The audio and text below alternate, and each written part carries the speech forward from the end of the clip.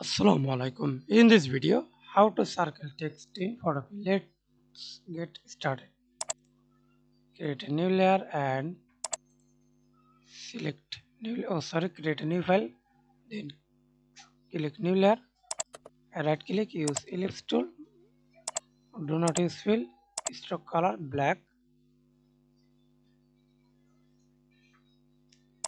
or yellow as you wish. Press enter. Then hold shift. Drag on your mouse. Text tool and click and type anything.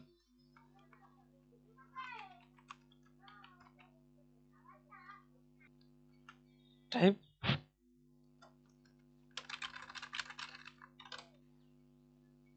or double click text.